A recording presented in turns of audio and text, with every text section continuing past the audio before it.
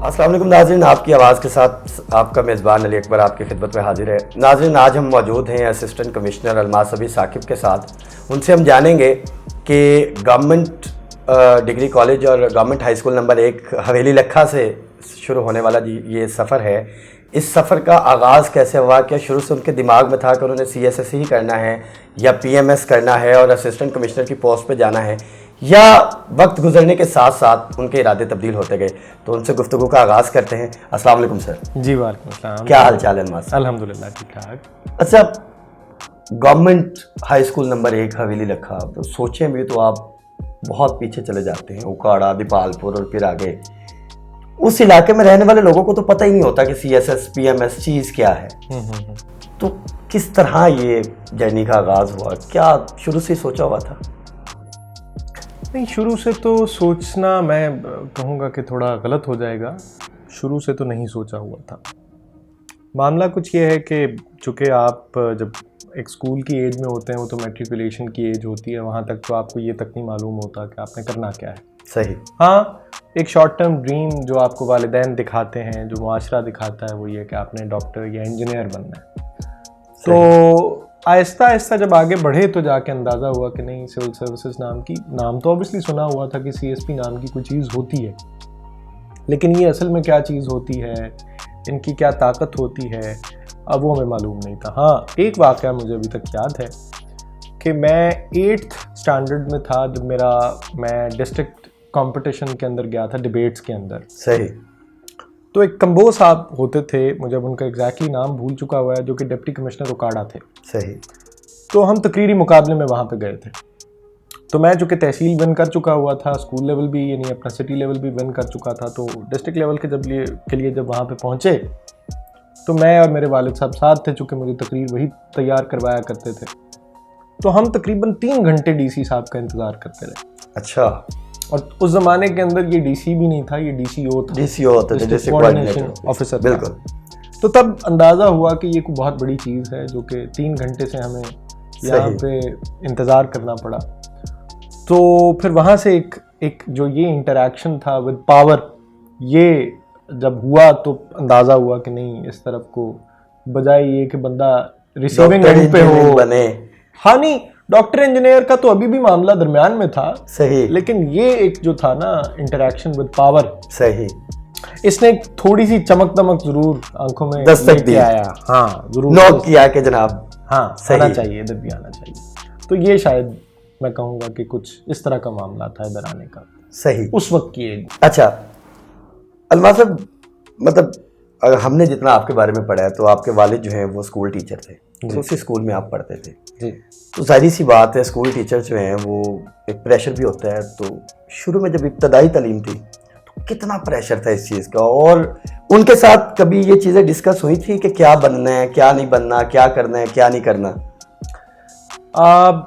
ये बात दुरुस्त है कि प्रेशर तो बहरहाल, चाहे कोई स्कूल टीचर हो, कोई डॉक्टर हो, या कोई कुछ भी हो, वो एक सोशल प्रेशर तो होता है कि आपने क्या बनना है। वो एक अल्टीमेटली वालिदैन पे प्रेशर आता है कि आपका बच्चा यही बनेगा तो सोशल एक्सेप्टेंस होगी, वगरना नहीं होगी। तो वालिद साहब उस तरह की एक ज़रूर आपको बार बार कहते तो हैं कि आपने ये बनना है, ये बनना है, इसी में आगे बेहतरी है। तो लेकिन उस वक्त मेरे ऊपर प्रेशर जो था वो CSP बनने का नहीं था। सही। मेरे ऊपर जो प्रेशर था वो बनने का था कि मैं डॉक्टर बनूं। डॉक्टर बनने का ज़्यादातर होता था। सही। और यहाँ पे मुझे ये कहने में कोई मज़ाक़ा नहीं है कि खैर से जब तक मैं PMS नहीं कर गया, मेरे इलाके ने भी मुझे एक्सेप्ट नहीं किया। वहाँ पे मैं जब भी गया हूँ, सही, यानी ये वो वक्त था जब मैंने ये बहुत सारे वो स्टूडेंट्स जो CSS PMS करने की जर्नी के अंदर होते हैं वो समझते हैं, स्ट्रगलिंग फेज जो चल रहा होता है, वो इन फेजेस से गुजरते हैं कि आपको सोसाइटी एक्सेप्ट करने से ये इनकारी हो जाती है अगर आप डॉक्टर नहीं हैं, CSS नहीं है या PMS नहीं है। सही है। तो चूंकि मैं पहला फेलियर तो मेरा ये था कि मैं डॉक्टर नहीं बन सका। सही है। तो इलाके ने मुझे और मेरे वालिद साहब को जो तिगनी का नाच नचाया वो मैं ही जानता हूँ। सही। और उस बुनियाद पर कभी किसी ने आके क्या कहना, कभी किसी ने आके क्या कहना, तो वो बड़ी डिप्रेसिव, छोटे इलाकों की नेचर भी होती है। नहीं ये शायद बड़े इलाकों की भी है, लेकिन हाँ हमारे यहाँ तो ये बहुत ज्यादा है, कोई कुछ ज्यादा है। कोई इधर से आ रहा है और वो अब्बा जी को एक लुकमा दे के जा रहा है, कोई उधर से आ रहा है और वो लुकमा मतलब आपके साथ भी वो चीजें होती रही हैं, की कर रहे हैं फिर अपना मुंडा, एग्जैक्टली कुछ किया भी है कि नहीं किया? नहीं मैं एक अगर टाइम हो तो एक वाकया कोट जी जी बिल्कुल करें, बिल्कुल। कि मैं गवर्नमेंट कॉलेज उन दिनों में पढ़ता था, गवर्नमेंट कॉलेज लाहौर में, तो मैं चूंकि बीए ऑनर्स पॉलिटिकल साइंस में कर रहा था, सही।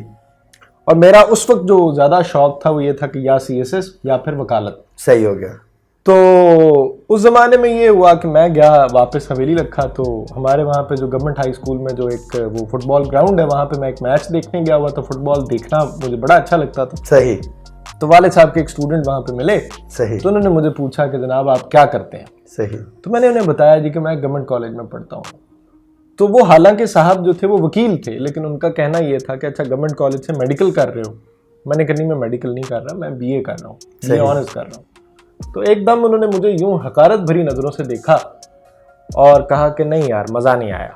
अच्छा। तो मैंने कहा जी बस। कहते आगे क्या करना है? मैंने कहा जी वकालत करनी है। अच्छा। फिर उन्होंने, हालांकि वो खुद वकील साहब थे, अच्छा, लेकिन उन्होंने मुझे फिर एक हकारत भरी नज़र से देखा।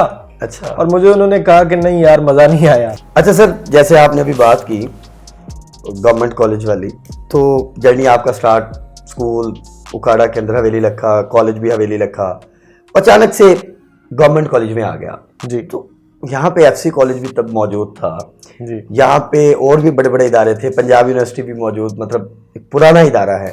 तो गवर्नमेंट कॉलेज ही क्यों, ऐसा क्या क्रेज था उसके अंदर?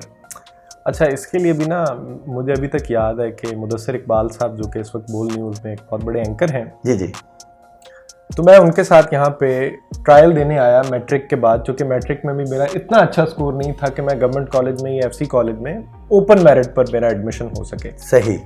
तो मैं और मेरे एक दोस्त है मुदस्सिर भट्टी, जो कि इस वक्त फौज में है, मेजर साहब हैं वो। सही। तो हम दोनों आए, हम ट्रायल देने आए डिबेट बेसिस पर। पहले हम गए गवर्नमेंट कॉलेज, उसके बाद हम गए एफसी कॉलेज। सही। तो पता नहीं ऐसी क्या बात थी। अब मैं हालांकि कोई नॉस्टैल्जिया रखने का, कोई ऐसी अट्रैक्शंस रखने का कोई ख़ास कायल नहीं हूँ, और शायद with the passage of time मेरे अंदर ये चीज़ डेवलप हुई है। सही। उस ज़माने में शायद मैं था। अब वजह ये थी कि गवर्नमेंट कॉलेज का बहुत बड़ा नाम था उस ज़माने के अंदर, और हर एक शख्स ये समझता था कि डॉक्टर इंजीनियर बनना है तो आप गवर्नमेंट कॉलेज ही जाएँ, वहाँ गए तो आप कुछ बन के निकलेंगे। सही। तो मामला ये हुआ कि मैं जब गवर्नमेंट कॉलेज गया तो वहाँ पर मैंने ट्रायल दिया, तो उसके बाद मेरा गवर्नमेंट कॉलेज में भी इंटरमीडिएट के अंदर एडमिशन हो गया। उसी दिन मुझे सिद्दीक अवान साहब ने कॉल करके कहा कि आपका काम जो है वो कंफर्म हो चुका है, अब आपने कहीं जाना नहीं है। सही। अवान साहब जो कि बहुत मशहूर ज़माना उस्ताद हैं गवर्नमेंट कॉलेज के, बहुत मशहूर है, अंग्रेजी बहुत से डिबेटर तैयार किए। जी जी। सही। तो एफसी कॉलेज में गए तो वहाँ पे फैसल कमाल हैदरी साहब थे। सही। वो अगेन एक बहुत मशहूर ज़माना उस्ताद हैं जी। तो फैसल कमाल हैदरी साहब के सामने ट्रायल दिया। रेहान तारिक जो अब चैनल 24 में एक न्यूज़ एंकर हैं, जी जी, तो वो भी वहाँ पे उस ज़माने में इंटरमीडिएट के सेकंड ईयर में थे शायद। मुदस्सिर साहब जो थे वो साहब का प्रेसिडेंट रह चुके थे। सही। ट्रायल हुआ, वहाँ पे भी मैं कंफर्म हो गया कि जी मैं यहाँ पे भी मेरी सिलेक्शन हो गई। सही। तो लेकिन मैंने चूज़ जो था वो उन दोनों में से, दोनों में मेरा एडमिशन हुआ इंटरमीडिएट के अंदर, लेकिन मैंने चूज़ जो था वो गवर्नमेंट कॉलेज की। अब वजह मुझे नहीं पता उस वक्त क्या थी, शायद इस वजह से अगेन के लोगों ने जहन के अंदर ये भर दिया हुआ है कि गवर्नमेंट कॉलेज जो उसकी तारीख है, उसका ये है, उसका वो है, यहाँ आना एक प्रेस्टीजियस मामला है। सही। तो वो प्रॉबेबली आउट ऑफ दैट एक वो जो एक बबल बना हुआ था, उस प्रॉबेबली वजह से मैं गवर्नमेंट कॉलेज आया। अच्छा, गवर्नमेंट कॉलेज में आपने ग्रेजुएशन भी गवर्नमेंट कॉलेज से की, इंटर में भी आप चले गए। हमने अक्सर सुना गवर्नमेंट कॉलेज के बारे में, यहाँ पे एक लव गार्डन भी है। हाँ जी बिल्कुल। तो कभी लव गार्डन जाने का इत्तेफाक हुआ है? अच्छा, लव गार्डन का नाम सिर्फ लव गार्डन है, वरना वहाँ पे आपको लव के अलावा तमाम चीज़ें मिलेंगी। मिसाल के तौर पर वहाँ पे आपको धुआं मिलेगा। अच्छा। वहाँ आपको शदीद किस्म का शोर शराबा मिलेगा। लेकिन क्या उस लव गार्डन का कोई असर आपने लिया, कोई वैसे उस तरफ निकले आप गवर्नमेंट कॉलेज में रहते हुए, या अभी तक इस तरह का कोई किस्सा आपके घर वालों को सुनने को नहीं मिला? नहीं, मेरे घर वालों को मेरे कुछ किस्से मालूम है। अच्छा। और उन किस्सों का जो है वो बड़ा बबांगे दोहल यहाँ पे वो तज़किरा भी होता रहा है। अच्छा। तो लेकिन यह है कि बहरहाल आप यूनिवर्सिटी एज में होते हैं, ये तमाम मामला चलते हैं। सिलसिला आगे चलता नजर आ रहा है इंशाल्लाह। नहीं, वो सिलसिला तो कब का खत्म हो चुका है। अच्छा। अब तो और सिलसिले जो हैं वो शुरू हो चुके हैं। अच्छा, गवर्नमेंट कॉलेज से निकलने के बाद कोई ज़्यादा नहीं तो खैर 3 से 4 साल या 5 साल मुसलसल स्ट्रगल के गुजरे होंगे जी। उस दौरान आपने पीएमएस की तैयारी भी की और पीएमएस आपने किया और सीएसएस भी आप कर चुके हैं। जी अल्हम्दुलिल्लाह। तो क्या लगता है आपको कि पीएमएस करना ज़्यादा आसान था या आपने पीएमएस दिया इसलिए था ताकि सीएसएस भी कर सके और तैयारी अच्छी हो सके? पीएमएस मैंने इसलिए नहीं दिया था कि मेरी सीएसएस की अच्छी तैयारी हो सके। मैं अमजद परवेज साहब जो कि बड़े मशहूर ज़माना वकील हैं, नून लीग के जी केसेस, मैं उनके साथ एसोसिएट के तौर पे काम कर रहा था। सही। तो मैं उनकी ज़ेर शफ़क़त था, तो उन्हीं दिनों में मैंने छुट्टियां ली। सही। तो मैंने कहा कि जी मैं पीएमएस देना चाहता हूं, तो मैंने पीएमएस दिया और साथ ही मैंने सीएसएस दे दिया। सही। तो ये 2018 वाला सीएसएस था, तो I was lucky that I was allocated in PMS. सही। But unfortunately I could not succeed in CSS 2018। ठीक हो गया। तो खैर उस जमाने के अंदर ही मेरा पीएमएस हो गया। तो पीएमएस मैंने इस हवाले से नहीं था दिया कि मैं सीएसएस की तैयारी कर सकूं। सही। वो तो जब मेरा ये 2020 वाला अभी जो सीएसएस हुआ, वो ये हुआ कि पीएमएस की जब मैं ट्रेनिंग अपनी मुकम्मल करके आ चुका था, तो फिर मैंने जो था उसी ट्रेनिंग के दौरान जो आखिरी महीना था फरवरी का, मार्च में चूँकि मेरी ज्वाइनिंग थी, फॉर्मल ज्वाइनिंग थी, मेरी यूटी शिप ख़त्म हो जानी थी, अंडर ट्रेनिंग शिप। तो उसी दौरान मैंने 2020 के अंदर मेरी लास्ट अटेम्प्ट थी, मैंने कहा मैं दे के इसको ज़हनी तौर पर सुकून में आऊँ कि मैंने सर्विस जो है वो कौन सी करनी है। तो दोनों जगहों की, दोनों एग्ज़ाम्स की अपनी एक सैंक्टिटी है। सही। तो आपने वकालत भी की जी, अमजद परवेज साहब के साथ भी रहे, बहुत पाकिस्तान का एक बहुत बड़ा नाम है बिल्कुल वकला बरादरी के अंदर, एतजाज़ हसन साहब। जी बिल्कुल बिल्कुल। जो मतलब कह लें कि वकीलों के, आप कह लें कि इतने सरखेल बाबा कहते हैं उनको, तो उन्होंने भी सीएसएस का एग्जाम दिया था, जी टॉप किया था। तो उन्होंने एक एग्जाम्पल सेट की थी कि मैं उधर नहीं गया और मैं इतना अच्छा वकील बना। तो आपके ज़हन में कभी इस तरह का ख्याल नहीं आया? बिल्कुल आया था, बिल्कुल आया था। बल्कि जिन दिनों में मैं अमजद साहब के पास था, मेरे एक सीनियर हैं जो कि अब तो प्रैक्टिस शायद नहीं कर रहे, सुल्तान साहब, मैं उन दिनों में उन्हें अक्सर वो जो नैब कोर्ट है उनकी राहदारियों में मैं उनसे ये तज़किरा करता था कि यार मैं सीएसएस करके भी क्या ले लूँ। लेकिन मैं ये कहूँगा कि एतजाज़ साहब एक बड़े बहादुर इंसान है, मैं एक बुज़दिल इंसान था। तो मैं ये फ़ैसला जो था वो नहीं ले सका कि मैं जो है वो एक पीएमएस जो था उसको छोड़ के तो मैं सीएसएस की वकालत के, हाँ मैं कंफ्यूज ज़रूर था, मैं नहीं ज्वाइन करना चाहता था। राव औरंगज़ेब साहब हैं जो कि सीनियर वहाँ पे थे एडवोकेट, उन्हीं के साथ, अमजद परवेज साहब के साथ, मुझे आज भी याद है इस्लामाबाद में हम उन दिनों में थे पैनामा केस के सिलसिले में। तो मैं उनके साथ बैठ के यही डिस्कशन कर रहा था, ये जो अपना सेंटोरस मॉल है वहाँ पे ग्लोरिया जीन्स पे बैठ के कि सर क्या मुझे, उस ज़माने में मेरा इंटरव्यू अभी होना था पीएमएस का। सही। तो इंटरव्यू बल्कि हो चुका था और मुझे कहीं ना कहीं ये था कि मेरा हो जाना है। सही। तो मैं उनके साथ बैठ के डिस्कशन कर रहा था कि सर मुझे, मेरा ख्याल है कि नहीं जाना चाहिए, and he was of the view कि नहीं आपको लाजमी ज्वाइन करना चाहिए। सही। तो कंफ्यूज में था, लेकिन मैं इतना बहादुर नहीं था एतजाज़ साहब की तरह। सही सही। अच्छा, सीएसएस कर लिया, इंटरव्यू भी हो गया, एलोकेशन भी हो गई, पीएमएस भी कर लिया, जी सर्विसेज चल रही। मुश्किल क्या चीज़ थी दोनों में से? एग्जाम्स मुश्किल किसके थे? तैयारी का मरहला जो है वो दोनों में, दोनों एग्जाम्स, दोनों मुकाबले के इम्तिहान आते हैं, तो दोनों में आपको सबसे ज़्यादा पढ़ाई कहाँ पे करनी पड़ी? देखिए, पढ़ाई तो दोनों में करनी पड़ती है। सही। ठीक है, मैं ये बात मानता हूँ कि इसमें कोई गारंटी नहीं है कि आप बहुत पढ़ के भी पास हो जाएं। सही। बहुत से ऐसे स्टूडेंट्स जो मुझसे कहीं ज़्यादा अहल हैं। सही। और मेरा कामिल ईमान है कि वो मुझसे ज़हीन बहुत हैं। सही। मुताला उनका बहुत अच्छा है, किताब से दोस्ती बहुत अच्छी है, ज़हीन यानी उनकी नज़र भी बड़ी अमीक या गहरी उनकी नज़र होती है, बारीक बीन है। सही। लेकिन इसके बावजूद वो नहीं कर पाए। और मैं जो कि कभी ज़िंदगी में एक संजीदा तालिब इल्म नहीं रहा, ना मैट्रिक के अंदर, ना इंटरमीडिएट के अंदर, ना इवन बी ऑनर्स के अंदर, मेरा 2.84 CGPA है। सही। तो लेकिन मेरे जैसा स्टूडेंट जो है वो कर गया। लेकिन वो वजह ये थी कि हालात की जब ठोकरें पड़ी और जब ये हुआ कि अपने पाँव पे खड़ा होना है, सही, तो तब मैं बाहर कैफ एक संजीदगी की तरफ आया with the passage of time, और वो संजीदगी से काम को जारी रखा और परसिस्टेंट रहा मैं। सही। दरमियान में भी मैं बहुत ज़्यादा नॉन सीरियस रहा, इधर उधर मैं चला जाता था, कभी मीडिया की तरफ गया, ऐसे ही है, कभी पढ़ाने की तरफ गया, कभी वकालत की तरफ गया। वकालत खैर एक संजीदा काम था मेरे लिए। तो मैं उस ज़माने के अंदर यानी आहिस्ता आहिस्ता मैं उसके अंदर संजीदा हुआ और मैंने पढ़ाई शुरू की। तो पढ़ना दोनों में पड़ता है। जो मैं कहने की बात इसमें कर रहा हूँ वो ये है कि आप चाहे पीएमएस करें चाहे सीएसएस करें, सही, संजीदगी दोनों में ज़रूरी है, परसिस्टेंस दोनों में ज़रूरी है, मेहनत दोनों में ज़रूरी है, जहानत ज़रूरी नहीं है। सही, जहानत ज़रूरी नहीं है, परसिस्टेंट होना आपका, हार्ड वर्किंग होना आपका, ये बहुत जरूरी है। सही।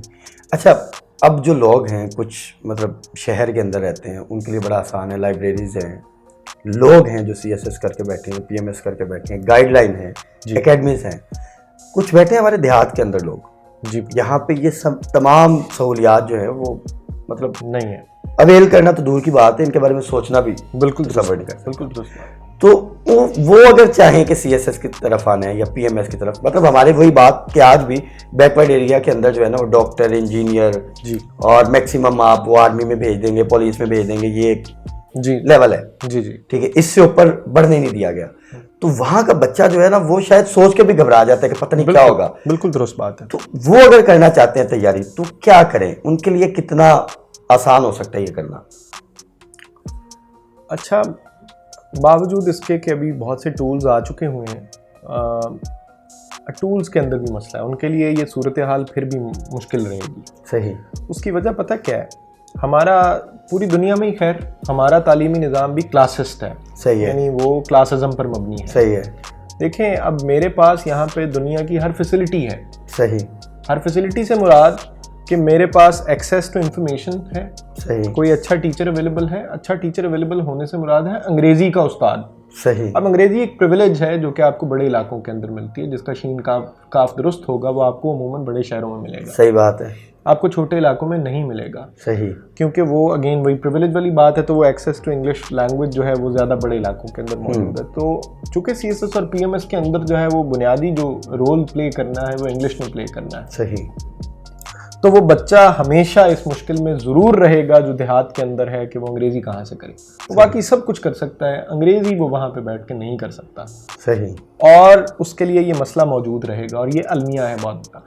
पहला अलमिया तो यही है कि हमारे हर शख्स को यहाँ पे CSS PMS करने की ज़रूरत महसूस होती है। ये पहला अलमिया है। सही। दूसरा अलमिया ये है कि ये ज़रूरत महसूस होने के बाद लोगों के पास उस ज़रूरत को पूरा करने के लिए वसाइल जो है वो मौजूद नहीं है।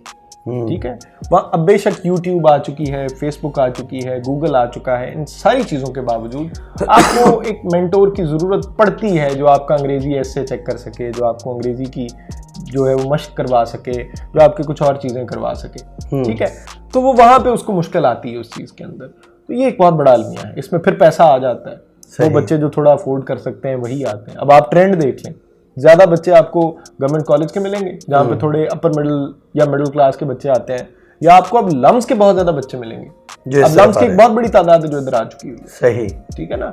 और वो वजह ये है कि उनके लिए अंग्रेजी जुबान एक मसला नहीं है, वो O लेवल्स किया हुआ है, A लेवल्स किया हुआ है। ठीक है, तो वो उस वजह से वो बड़ी इजीली अपने आप को जब अडेप्ट करते हैं इस माहौल के साथ तो वो उसमें से गुजर जाते हैं। देहात के बच्चे के लिए आज भी बहुत मुश्किल है। सही।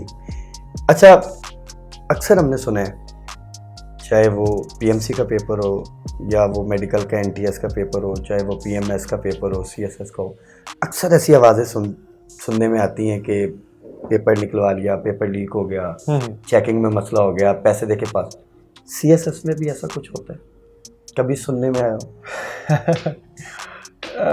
अब मामला ये है कि चूंकि हमारे पास कभी पैसे थे नहीं, सही, तो इसलिए हमने ऐसी कभी कोशिश की नहीं। सही। और चूंकि हमने ऐसी कभी कोशिश की नहीं तो इसलिए हमें इस रियलिटी का पता ही नहीं है। सही।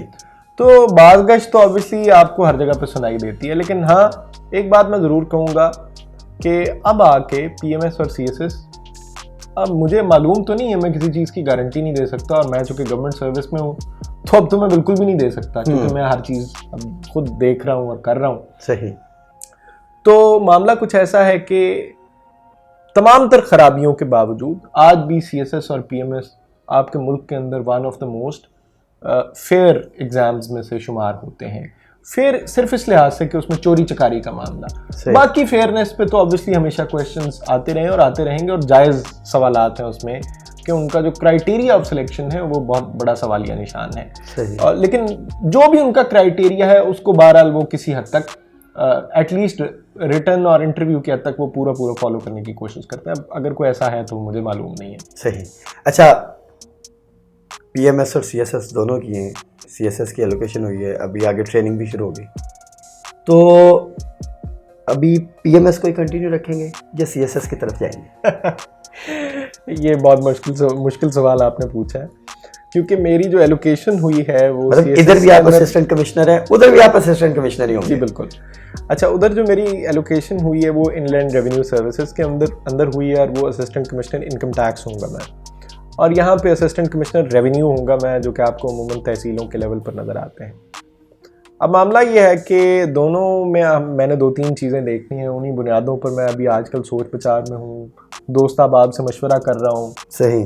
सीनियर्स से मशवरा कर रहा हूँ, IRS में से सीनियर्स जो हैं उनसे मशवरा कर रहा हूँ, खुद PMS में जो सीनियर्स हैं उनसे मशवरा कर रहा हूँ कि किस तरफ को जाना चाहिए।